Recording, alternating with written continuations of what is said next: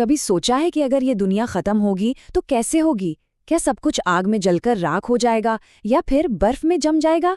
Robert Frost ने अपनी एक छोटी सी कविता फायर एंड आइस में इसी गहरे सवाल को छेड़ा है। चलिए आज इसी को समझते हैं। तो देखिए, कविता की शुरुआत ही होती है इस बहस के साथ। दो पक्ष हैं। एक कहता है कि दुनिया आग में खत्म होगी और दूसरा कहता है नहीं, बर्फ में।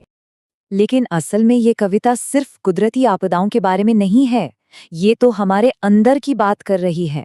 ये उन इंसानी ताकतों की पड़ताल है जो दुनिया को खत्म करने की खुद क्षमता रखती हैं। तो चलिए पहले पक्ष को देखते हैं, आग।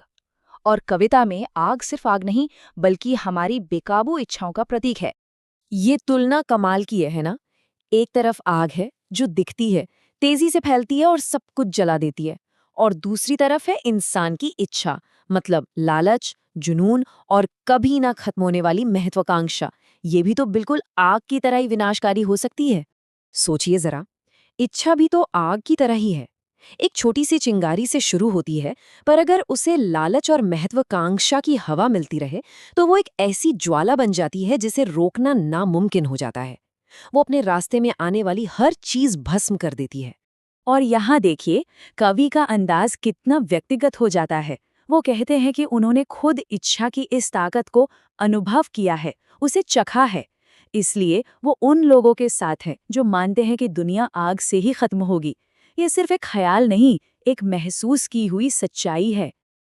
मगर एक मिनट, क्या हो अगर दुनिया को एक बार नहीं बल्कि 2 बार तबाह होना पड़े? ये एक छोटा सा सवाल पूरी कविता का रुख मोड़ देता है और हमारे सामने एक नई सर्द हकीकत लाकर रख देता है। तो अब आते हैं दूसरे पक्ष पर, बर्फ, जो आग की धधकती गर्मी के बिल्कुल उलट है। बर्फ प्रतीक है घृणा का, नफरत का, एक शांत, धीरे धीरे फैलने वाली लेकिन उतनी ही घातक शक्ति। और यहाँ भी देखिए क्या गहरा कनेक्शन है। बर्फ क्या करती है? धीरे धीरे, खामोशी से सब कुछ जमा देती है, बिल्कुल वैसे ही जैसे नफरत यानी घृणा। ये कोई शोर नहीं करती, बल्कि उदासीनता और कठोरता बनकर चुपचाप फैलती है और सब कुछ खत्म कर देती है। तो घृणा आग की तरह कोई धधकता हुआ जुनून नहीं है। ये तो वो ठंडक है जो धीरे धीरे हमारे अंदर फैलती है, रिश्तों को, इंसानियत को और हर अच्छी भावना को जमा देती है। ये अंदर ही अंदर सब कुछ चुपचाप नष्ट कर देती है।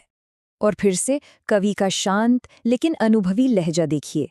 वो कहते हैं कि उन्हें घृणा के बारे में भी काफी पता है, मतलब ये भी उनके लिए कोई अनजानी ताकत नहीं है। वो इसे भी उतना ही विनाशकारी मानते हैं जितनी की इच्छा। तो अब हम आते हैं कविता के अंतिम और सबसे भयानक फैसले पर। आग और बर्फ दोनों तर्कों को सुनने के बाद विनाश के लिए आखिर क्या काफी है? यहाँ पे ये बिल्कुल साफ हो जाता है।